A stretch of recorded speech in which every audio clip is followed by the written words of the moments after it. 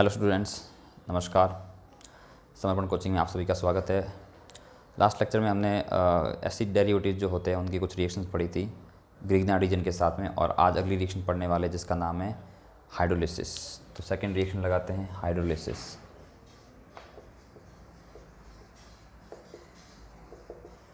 Hydrolysis मतलब जल अपघटन।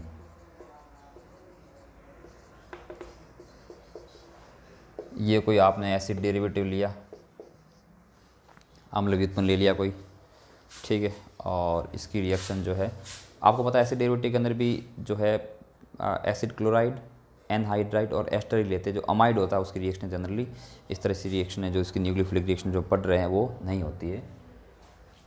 जब इसकी रिएक्शन वाटर के साथ में करवाएंगे तो क्या होगा, आप देखिए बच्चों, क्या प्रोडक्ट बनेगा। दो तरीके से प्रोडक्ट बना सकते हैं, या तो आप सीधा इसका क्या करो, ऐसे RCO जेड है और ये H2O है, वही प्लस प्लस माइनस और जोड़ दो इनको, होगी रिएक्शन डायरेक्टली। या आप ऐसा कर लो, ये देखो यहाँ से आपने ये जेड और H निकाल दिया, क्योंकि आपको पता है ये प्लस वाला होगा, ये माइनस वाला, ये प्लस वाला, ये माइनस वाला, तो प्लस माइनस जोड़ दिए और ये प्लस माइनस भी आपने जोड़ दिए, तो क्या बनेगा, ये RCOOH बन जाएगा, RCOH बन जाएगा, ठीक है। और ये ZH जो है वो अलग हो जाएगा, ZH जो है वो अलग हो जाएगा। तो ये रिएक्शन जो किसी भी ऑर्गेनिक कंपाउंड की अगर पानी के साथ में रिएक्शन होती है तो उसको क्या बोलते हैं, हाइड्रोलिसिस या जल अपघटन बोलते हैं, ठीक है। अब उदाहरण के तौर पे आप देखना चाहो रिएक्शन करा के, अच्छा एक बार इसका मैकेनिज्म देख लेते हैं, इसका एक बार मैकेनिज्म भी देख लेते हैं। आपका हो तो मैकेनिज्म तो मैं आपको ऑलरेडी बता चुका हूँ कि नाभिक से नई प्रतिस्थापन अभिक्रिया है, न्यूक्लियोफिलिक सब्स्टिट्यूशन रिएक्शन है, तो उसका मैकेनिज्म जो ऑलरेडी हम उसी हेडिंग के अंदर सब पढ़ रहे हैं ये। तो मैकेनिज्म आप चाहो तो देख सकते हो, ये H2O लिया, H2O का ऑक्सीजन इस पर अटैक करेगा, ये बॉन्ड खुलेगा, ये बन जाएगा RCO-, ठीक है, और ये जेड तो है ही, और यहाँ पर आके पानी जुड़ गया है, और पानी जुड़ गया तो पानी ने अपने लोन पेयर दिए हैं, तो वाटर ऑक्सीजन के ऊपर पॉजिटिव चार्ज आ जाएगा, ठीक है।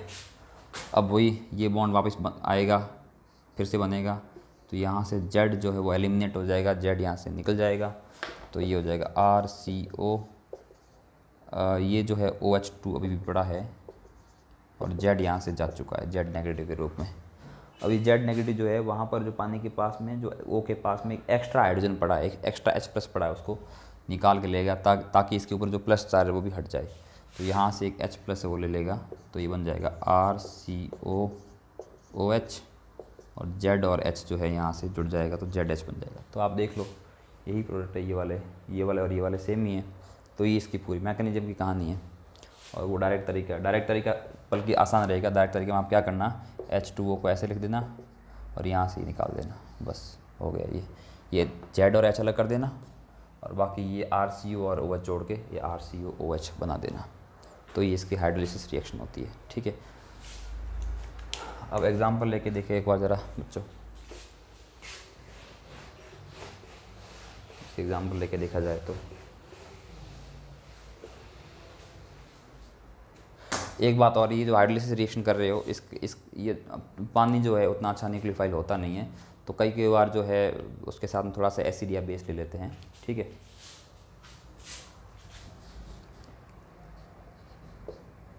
एग्जांपल लेते हैं, पहला एग्जांपल CH3COCl लिया हमने, ठीक है, और इसकी रिएक्शन पानी के साथ में करवा दी, ये लिया पानी, हाइड्रोलिसिस करवा रहे तो आपको पता है HCl यहाँ से गया, HCl बाहर निकला, और ये जो CH3COOH बन गया, CH3COOH यानी कि एसिटिक एसिड बन गया।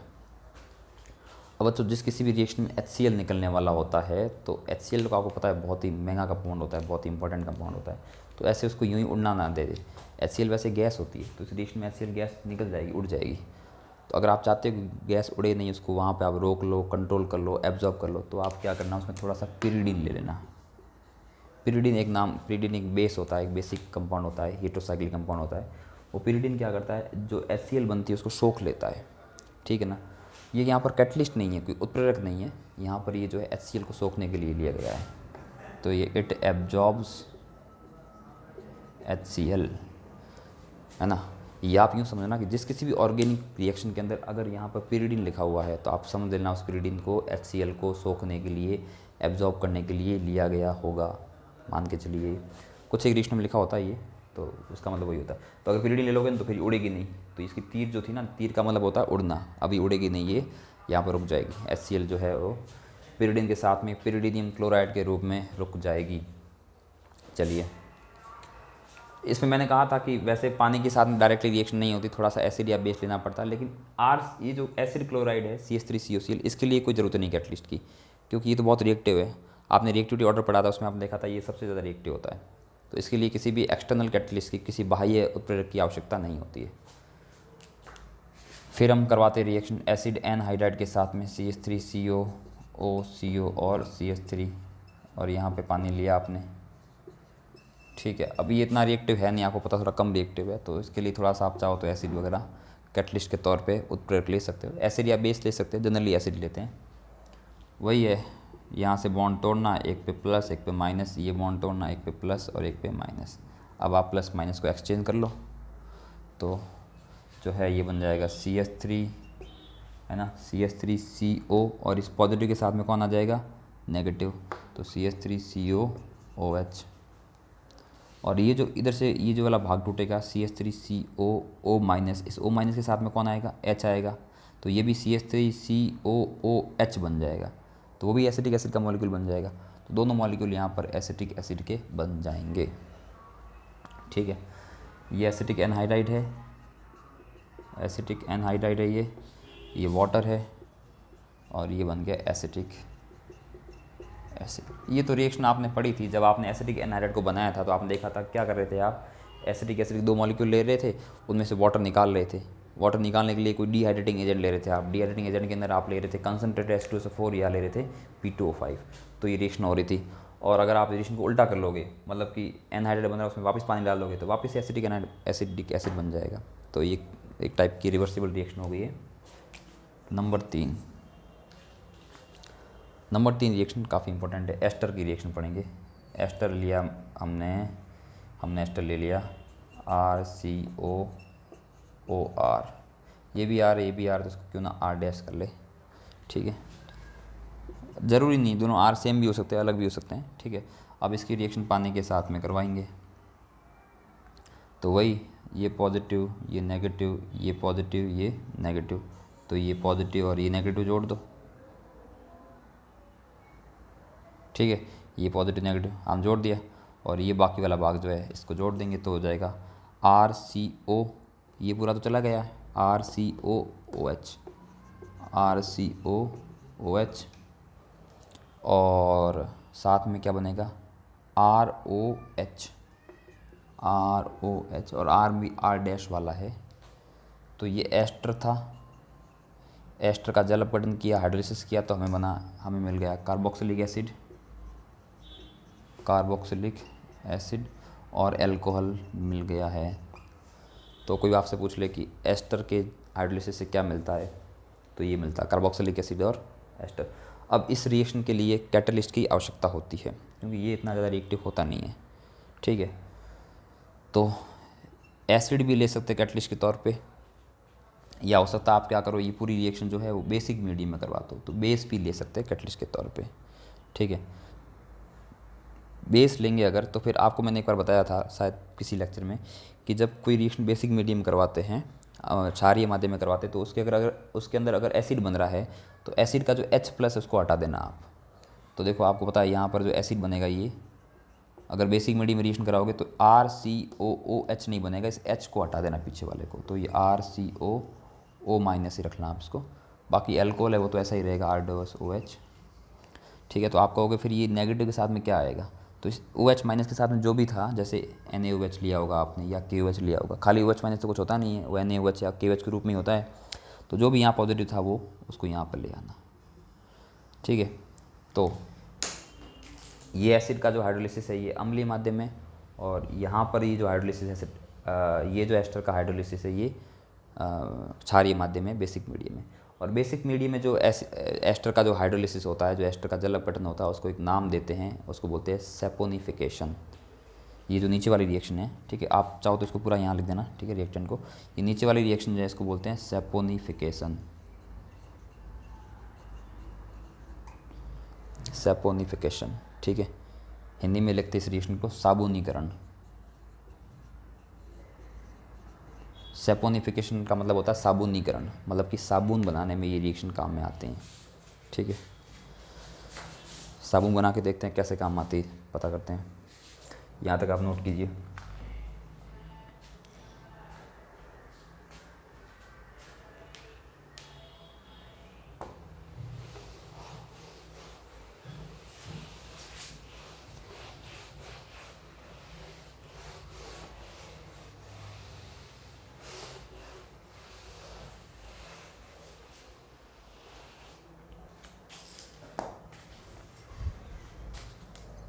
देखिए बच्चों क्या होगा कि अभी आपने रिएक्शन करवाई थी RCOOR डैश एस्टर लिया था, इसका आपने हाइड्रोलिसिस करवाया, इसका आपने हाइड्रोलिसिस करवाया। और हाइड्रोलिसिस जो है आपको पता है एसिडिक मीडियम में भी हो सकता है और बेसिक मीडियम में भी हो सकता है, ठीक है। एसिडिक मीडियम में होगा तो बनना तो वही है RCOOH और R-OH, यानी कि एसिड और एल्कोहल बनता है। बेसिक मीडियम में भी यही बनता है, बस इसका पीछे वाला H जो होता है उसको नहीं लिखते हैं, ठीक है। उसकी जगह पर जो यहाँ पर इसके साथ में Na+ या K+ होता है उसको यहाँ लिख लेते हैं। ये दोनों ही एसिडिक एस्टर का हाइड्रोलिसिस है। और जो नीचे वाली रिएक्शन है बेसिक मीडियम में जो हाइड्रोलिसिस होता है उसको बोलते हैं, क्या बोलते हैं, मैंने बताया था आपको, सैपोनिफिकेशन, अर्थात साबुनीकरण, ठीक है। ये जो मैंने रिएक्शन नीचे लिखी थी उसको वापस लिखा पूरा एक बार फिर से, इंपॉर्टेंट इसलिए बता रहा हूँ दोबारा मैं आपको। साबुनीकरण का मतलब ये होता है कि साबुन बनाने में इस रिएक्शन का यूज़ लेते हैं।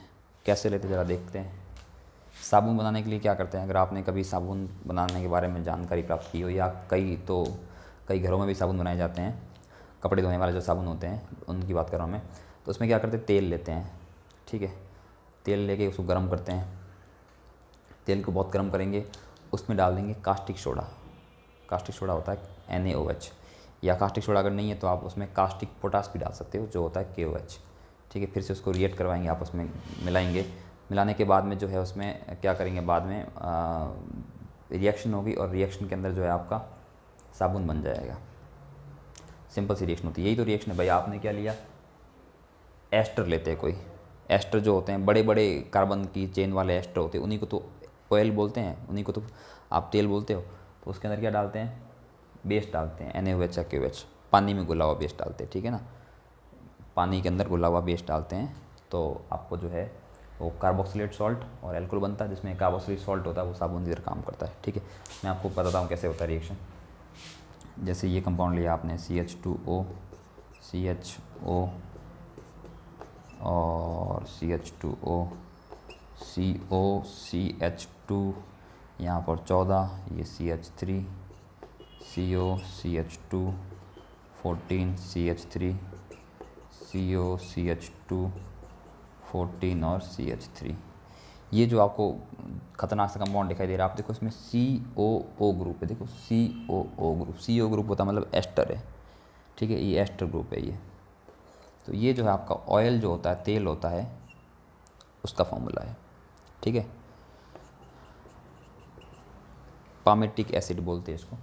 तो अब इसमें क्या करते हैं, डालते हैं NaOH।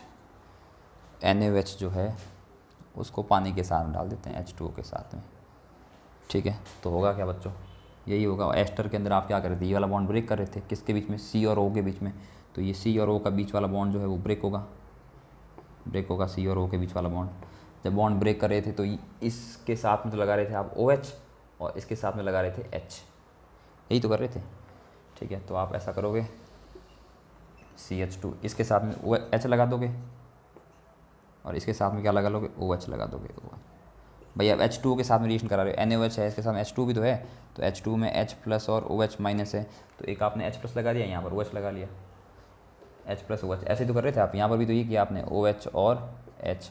बस फ़र्क ये है कि वो बेसिक मीडियम वाले में जो पीछे H होता है उसको हटा के रखते हैं, ठीक है। तो क्या बनेगा, CH2OH, CHOH और CH2OH, ये तो बन गया आपका ग्लिसरॉल, ये तो आपका एल्कोहल वाला पार्ट बन गया।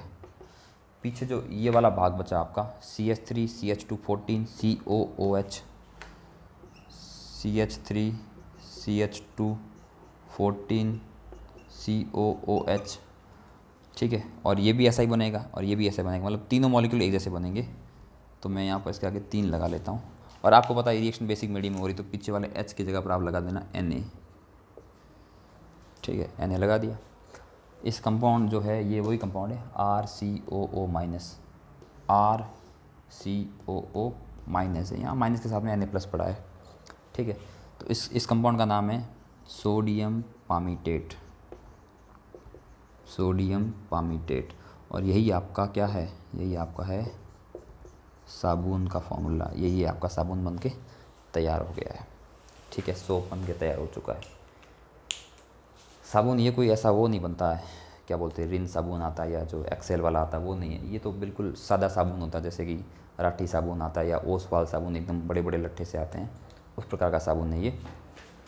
तो इस रिएक्शन को बोलते हैं सेपोनिफिकेशन। सेपोनिफिकेशन में क्या किया गया है, एस्टर का बेसिक मीडियम में हाइड्रोलिसिस किया गया है, ग्लिसरॉल मिला, ये भी काम की चीज़ होती है ग्लिसरॉल भी, ठीक है। जब सर्दियों में हाथ पैर अगर सर्दियों की वजह से फट जाते हैं तो उसके ऊपर लगाते हैं ग्लिसरॉल, और भी खूब सारे इसके काम होते हैं ग्लिसरॉल के, ठीक है। तो यहाँ तक आपकी जो है ये हाइड्रोलिसिस रिएक्शन जो है ये ख़त्म होती है। एक चीज़ इसमें और ध्यान रखना, हाइड्रोलिसिस रिएक्शन जो होती है उसके अंदर ये जो CO है, मैं इसको अलग से लिखवा लेता हूँ, पहले आप इसको एक बार नोट कर लीजिए।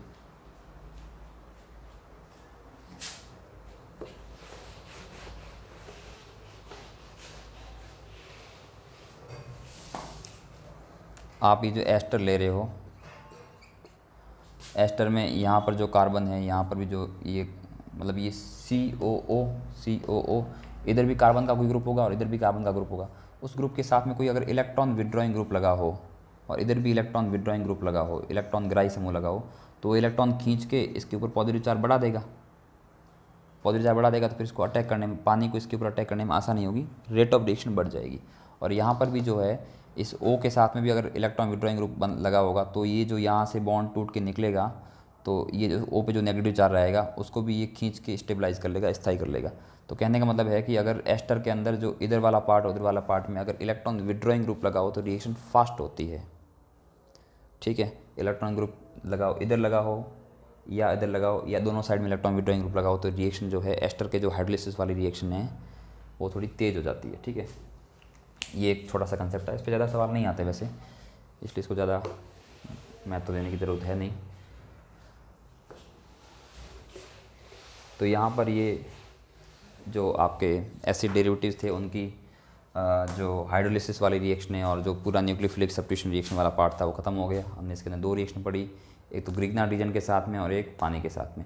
अब इसकी रिडक्शन वाली रिएक्शन को देख लेते हैं। अब इसकी 2 रिएक्शनें बची हैं, एक तो रिडक्शन और एक बचा है रीअरेंजमेंट, पुनर्विन्यास वाली अभिक्रिया। रिडक्शन को आप बोल सकते हो अपचयन अभिक्रिया। सिंपल सी रिएक्शन है, क्या करेंगे, पहले एसिड क्लोराइड का रिडक्शन करवाते हैं। ये लिया आपने एसिड क्लोराइड, इसका रिडक्शन करवाने के लिए अगर आप एसिड क्लोराइड की रिएक्शन जो है लिथियम एल्यूमिनियम हाइड्राइड के साथ में करवा देते हो, बहुत ही फेमस रिड्यूसिंग एजेंट है लिथियम एल्यूमिनियम हाइड्राइड। या लिथियम एल्यूमिनियम हाइड्राइड नहीं आपके पास में निकल या प्लेटिनम या पैलेडियम के साथ में H2 है तो भी चल जाएगा। तो क्या करना बच्चों, ये जो आपको पता है कि रिडक्शन जब करवाते तो क्या क्या होता है, जो ज़्यादा इलेक्ट्रोनेगेटिव एलिमेंट है वो निकल जाता है, जैसे ऑक्सीजन है, क्लोरीन, फ्लोरीन, वो निकल के उसकी जगह पर H लग जाता है, ठीक है। यही रिडक्शन की परिभाषा होती है जो आपने छोटी क्लास में पढ़ी है। तो ये RCOCl जो है बच्चों, RCOCl है। अगर आपको इसका रिडक्शन करवाना तो आप क्या करोगे, इस बॉन्ड को तोड़ोगे, एक H यहाँ पर लगा दोगे, एक H यहाँ पर लगा दोगे, ठीक है। क्लोरीन को हटाया आपने, वहाँ पर H लगा दिया। ये जो पाई बॉन्ड दिखाई दे रहा है आपको, इस पाई बॉन्ड को भी आप अगर मान लो इतना करते हो तो क्या बनेगा, एक H यहाँ और एक H यहाँ लगा दोगे तो क्या बन जाएगा, ये बन जाएगा RCO, और इस कार्बन के साथ में कौन आके लग चुका है, H लग चुका है, और ये HCl जो है वो अलग हो गया है। तो ये बन गया है RCHO, मतलब कि एल्डिहाइड बन गया है। क्या बन गया है, एल्डिहाइड। अब इसका भी आगे और रिडक्शन कराओगे अगर आप, रिडक्शन इसका और आगे होगा, मतलब ये सब चीज़ें अभी भी पड़ी है इसके पास में। तो फिर से आगे रिडक्शन हो जाएगा निकल प्लेटिनम या पैलेडियम H2। तो फिर क्या करोगे, इस बॉन्ड को तोड़ के एक H यहाँ पर और एक H यहाँ पर, तो ये बन जाएगा RCH2OH, RCH2OH, यानी कि ये अल्कोहल बन जाएगा। तो अब इसका निष्कर्ष ये निकलता है बच्चों कि एसिड क्लोराइड का जब रिडक्शन करवाते हैं तो पहले बनता है एल्डिहाइड, लेकिन एल्डिहाइड का भी आगे और रिडक्शन हो जाता है और लास्ट में जाके अल्कोहल बन जाता है। ठीक है, लेकिन अगर आपने कुछ खास परिस्थितियाँ ले ली, कुछ खास ऐसी इस प्रकार की सिचुएशन क्रिएट कर ली कि रिएक्शन को अगर आप यहीं पर रोक लो तो फिर एल्डिहाइड में रिएक्शन जो है एल्डिहाइड बनाएगी केवल, आगे अल्कोहल नहीं बनेगा। उसके लिए रिएक्शन को कंट्रोल मैनर में करवाना पड़ता है, यानी कि एसिड क्लोराइड का जब रिडक्शन कराओगे तो पहले एल्डिहाइड बनेगा और एल्डिहाइड तुरंत प्रभाव से रिड्यूस होकर अल्कोहल बन जाएगा। लेकिन आप कोई ऐसा कंट्रोल वे में एक नियंत्रित तरीके से रिएक्शन कराते हो तो रिएक्शन को आप एल्डिहाइड वाली स्टेज पे भी रोक सकते हो। तो वही हम देखते हैं, अगर आपने एसिड क्लोराइड की रिएक्शन इनके साथ में करवा दी तो सीधा सीधा अल्कोहल बन जाएगा एल्डिहाइड से होते हुए। ठीक है, सीधा सीधा अल्कोहल बन जाएगा, रिएक्शन रुकेगी नहीं। लेकिन अगर आपने क्या किया, पैलेडियम लिया और साथ में हाइड्रोजन लेके थोड़ा बेरियम सल्फेट डाल लिया उसके अंदर, वो बेरियम सल्फेट क्या करता है बच्चों, जो ये उत्प्रेरक लिया आपने, जो रिड्यूसिंग एजेंट लिया है, उसकी शक्ति को कम कर लेता है, उसकी पावर को घटा देता है। तो रिएक्शन जो है एल्डिहाइड से आगे अल्कोहल वाली स्टेज तक नहीं जा पाती, वो एल्डिहाइड स्तर पर ही रुक जाती है रिएक्शन। ठीक है, तो इसमें एल्डिहाइड बन जाएगा RCHO। तो ये बेरियम सल्फेट होता है, इसको पॉइजन बोलते हैं, हिंदी में इसको विष बोलेंगे। ये जो वो वाला पॉइजन नहीं जिसको खा के मर जाते हैं, ये यहाँ पर पॉइजन का मतलब, विष का मतलब है कि ये जो है बेरियम सल्फेट, इसकी जो कैटेलिटिकल एक्टिविटी होती है, जो उसकी उत्प्रेरक क्षमता होती है, इसको कम कर लेता है और रिएक्शन जो है वो एल्डिहाइड तक रुक जाती है, आगे अल्कोहल नहीं बनता है। और ये जो रिएक्शन आपके सामने दिखाई दे रही है, इस रिएक्शन का एक नाम भी है। इस रिएक्शन के बारे में एक रोजेनमन नाम के वैज्ञानिक ने काम किया था, तो इस रिएक्शन का नाम है रोजेनमन रिएक्शन। रोजेनमन रिएक्शन इस अभिक्रिया का नाम है, इसको रट लेना बच्चों, ये बहुत इंपॉर्टेंट रिएक्शन है। रोजेनमन अभिक्रिया बोलते हैं इसको। ठीक है, अब इसके बाद में ये तो एसिड क्लोराइड का रिडक्शन हो गया। अब इसके बाद में आप चाहो तो जो एनहाइड्राइड होता है उसका भी रिडक्शन कर सकते हैं, लेकिन उसका इंपॉर्टेंट नहीं है, काम का नहीं है हमारे सिलेबस में, उसका कोई खास जिक्र या महत्व नहीं है। तो हम सीधा एस्टर का रिडक्शन करेंगे। ये लिया एस्टर, RCOOR एस्टर। इसका आप रिडक्शन अगर करवा रहे हो वही लिथियम एल्यूमिनियम हाइड्राइड के साथ में इसका रिडक्शन करा रहे हो, तो क्या होगा बच्चों, यहाँ से बॉन्ड ब्रेक होगा। रिड्यूसिंग एजेंट का काम क्या होता है, H सप्लाई करना, हाइड्रोजन लेना काम होता है, वो हाइड्रोजन जाके यहाँ पर जुड़ जाएगा, और जब हाइड्रोजन जाके जुड़ जाएगा तो हम बोल देंगे रिडक्शन हो गया है। ठीक है, तो ये जो H है वो यहाँ पर भी आके लगेगा और यहाँ पर भी आके लगेगा, और ये जो पाई बॉन्ड दिखाई दे रहा है, इस पाई बॉन्ड को तोड़ के इधर भी ये लग जाएगा। ठीक है, ये पाई बॉन्ड टूट के तो ये बन जाएगा RCH2OH, यानी कि RCH2OH, यानी कि अल्कोहल बन गया। और आप तो जानते हैं इसको अल्कोहल का ठेकेदार भी बोलते हैं, तो ये अल्कोहल ही बनाता है सभी कंपाउंड को लगभग। ठीक है, इसके बाद में साथ में ये क्या बन गया, ये बन गया R-OH, ये बन गया बाई प्रोडक्ट के रूप में R-OH। ठीक है, अब इसमें अगर आप जो है लिथियम एल्यूमिनियम हाइड्राइड की जगह पर अगर आप सोडियम और इथेनॉल लेते, सोडियम और इथेनॉल, ये भी रिड्यूसिंग एजेंट है, तब भी ऐसा ही सेम प्रोडक्ट बनता, सेम तरह का प्रोडक्ट बनता। लेकिन अब ये जो रिएक्शन होगी इसका एक नाम अलग हो जाएगा। ऊपर वाली रिएक्शन में और नीचे वाली रिएक्शन बन तो सेम ही रहा है, रिएजेंट अलग अलग। ऊपर वाले में लिथियम एल्यूमिनियम हाइड्राइड लिया था, नीचे हमने सोडियम और इथेनॉल का मिश्रण लिया है। लेकिन जो नीचे वाली रिएक्शन, इसका एक नाम दिया जाता है क्योंकि इस पर 2 साइंटिस्ट ने काम किया था, और इस रिएक्शन का नाम है BOUVAULTBLANC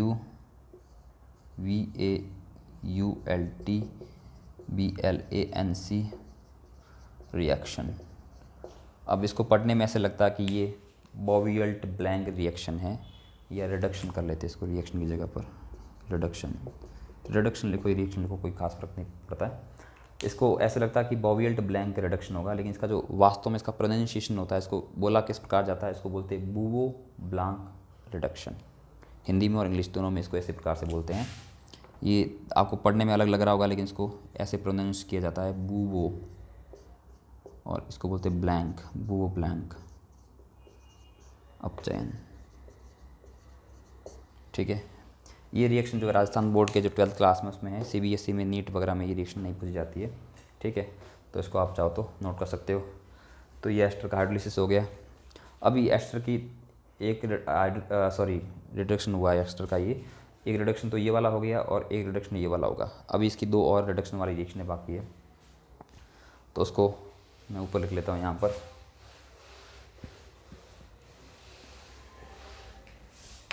ठीक है, नीचे जगह नहीं है तो मैं यहाँ पे लिख लेता हूँ। अगर ये एस्टर लेके उसकी रिएक्शन अगर आप डिबाल एच के साथ में करवाते हो, डिबाल एच भी एक रिड्यूसिंग एजेंट होता है। इसकी फुल फॉर्म होती है diisobutyl aluminium hydride, ठीक है।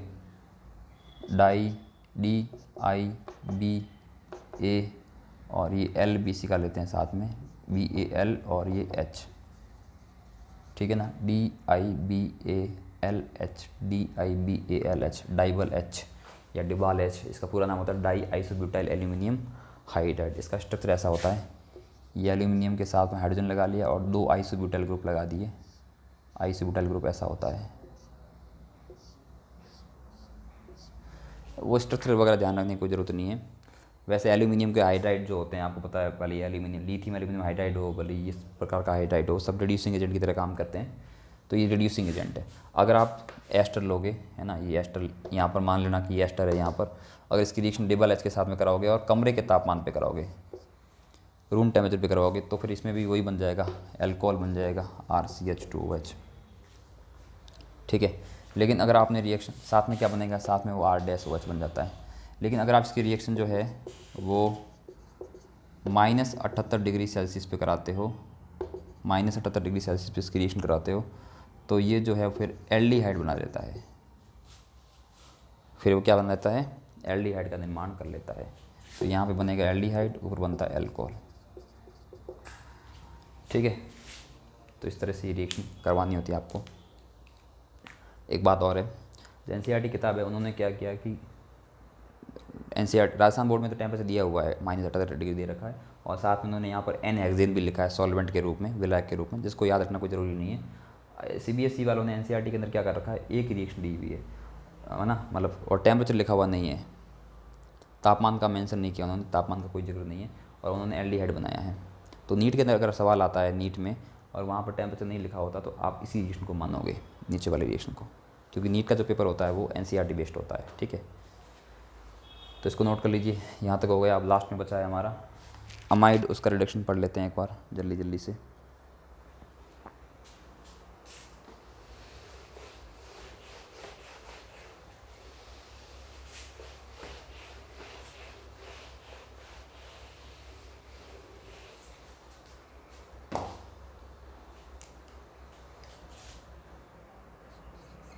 RCONH2 ये कंपाउंड है अमाइड, और अमाइड का रिडक्शन करवाया जाए अगर, उसके लिए मान लो आपने लिथियम एल्यूमिनियम हाइड्राइड लिया है रिडक्शन करवाने के लिए, तो लिथियम एल्यूमिनियम हाइड्राइड सभी को एल्कोहल में बदल लेता है, अमाइड को छोड़कर। अमाइड को फिर वो अमीन में कन्वर्ट करता है, ठीक है। ये बात मैंने आपको एल्डिहाइड कीटोन पढ़ाया था, वहाँ पर भी रिडक्शन वाले टॉपिक में मैंने आपको बताई थी कि जो लिथियम एल्यूमिनियम हाइड्राइड होता है इसको एल्कोहल का कॉन्ट्रैक्टर बोलते हैं, यानी कि सभी कंपाउंड को रिडक्शन करके एल्कोहल में बदलने की क्षमता रखता है। लेकिन अमाइड को ये जो एल्कोहल में बदल नहीं पाता है।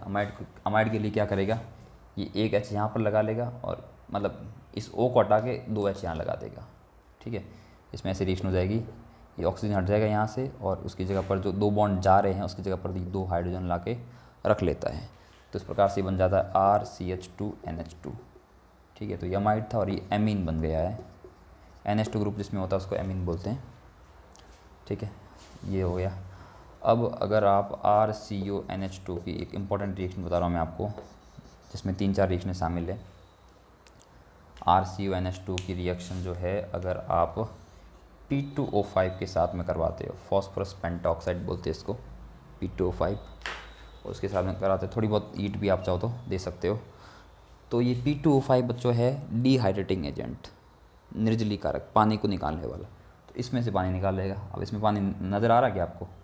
बिल्कुल, ये देखो, ये H2 और ये O, ये यहाँ से निकल जाएगा। तो 2 बॉन्ड तो यहाँ से टूटेंगे और एक जो है हाइड्रोजन के भी 2 बॉन्ड यहाँ से टूट जाएंगे। तो कुल मिला के इसके बीच में जो है ट्रिपल बॉन्ड आ जाएगा, RCN। RCN तो क्या बोलते हैं, साइनाइड वाला कंपाउंड है ये तो। और ये H2 बाहर निकल गया, जिसको लिखो या मत लिखो चलेगा। तो ये जो है इसको बोलेंगे एल्काइल साइनाइड बन गया है, या इसको IUPAC में बोलते हैं एल्केन नाइट्राइल। एल्केन नाइट्राइल बोला जाता है इसको, ठीक है। अब ये एल्केन नाइट्राइल का अगर आप रिडक्शन करवा देते हो SnCl2 और HCl के साथ में इसकी रिएक्शन कराते हो, तो ये SnCl2 और HCl भी रिड्यूसिंग एजेंट है। अब चाहे कि ये भी रिडक्शन करता है, H जोड़ देता है, ठीक है। तो ये क्या करेगा, 2 H यहाँ जोड़ देगा और 2 H यहाँ जोड़ेगा पाई बॉन्ड को तोड़कर। तो ये बन जाएगा RCH2NH2। समझे क्या किया इसने? आप, मैं दोबारा समझाता हूँ आपको। ये RCN था, आपने क्या लिया SnCl2 और HCl, रिड्यूसिंग एजेंट है तो H की सप्लाई करेगा। तो ये बॉन्ड यहाँ से तोड़ो, ये बॉन्ड यहाँ से तोड़ो, 2 H यहाँ लगा दो और 2 H यहाँ पे लगा दो। आपको कि 4 H कहाँ से है? यहाँ तो एक ही दिखाई दे रहा है। रिड्यूसिंग एजेंट होते हैं वो, जितनी मात्रा में H चाहिए होते हैं उतने दे सकते हैं। तो ये RCH2NH2 बन जाएगा, ठीक है। तो मैंने यही तो लिखा है RCH2NH2, अमीन बन गया है। ये जो रिएक्शन हो रही है ये वाली, इसका भी एक विशेष नाम है स्टीफन अभिक्रिया, स्टीफन रिएक्शन। बहुत इंपॉर्टेंट है ये स्टीफन रिएक्शन, ठीक है। अगर आप इसकी रिएक्शन जो है वो सोडियम और इथेनॉल के साथ में करवाओगे तो भी ऐसा ही कुछ बनेगा, RCH2NH2 सेम बनेगा, लेकिन अब इसका नाम जो है वो बदल जाएगा। अब इसका नाम हो जाएगा मेंडियस रिएक्शन। इसका नाम हो जाएगा मेंडियस रिएक्शन, मेंडियस अपचयन इसका नाम हो जाएगा। और अगर इसकी आप रिएक्शन लिथियम एल्यूमिनियम हाइड्राइड के साथ में करवाते हो तो भी बनेगा तो सेम, फिर इसका कोई नाम नहीं होगा। ये तीनों रिडक्शन रिएक्शन है, इसका कोई नाम नहीं होगा ऐसा कोई खास, ठीक है। तो नोट कीजिए आप यहाँ तक जल्दी से। तो इसी के साथ में ये जो रिडक्शन रिएक्शन वाला पार्ट खत्म हो गया। उससे पहले हमने न्यूक्लियोफिलिक सब्स्टिट्यूशन वाला ख़त्म कर लिया है। इसके बाद में हम पढ़ने वाले हैं एक बहुत ही इंपॉर्टेंट रिएक्शन, और इस चैप्टर की लास्ट रिएक्शन है रीअरेंजमेंट रिएक्शन, जिसको बोलेंगे पुनर्विन्यास अभिक्रिया है, ठीक है। इसके साथ में चैप्टर ख़त्म हो जाएगा। और उसके बाद में जो इंपॉर्टेंट चैप्टर उसमें केवल एक बचेगा, अमीन वाला चैप्टर, वो उसको भी जल्दी से ख़त्म करवा देंगे, ठीक है। और ये जो ख़ास तौर पे ये जो स्टीफन रिएक्शन है, इसको आप विशेष तौर पे याद रखना, ठीक है। तो आज के लेक्चर में इतना काफ़ी है। मिलते हैं अगले लेक्चर में कुछ नए टॉपिकों के साथ में। तब तक के लिए अलविदा, धन्यवाद।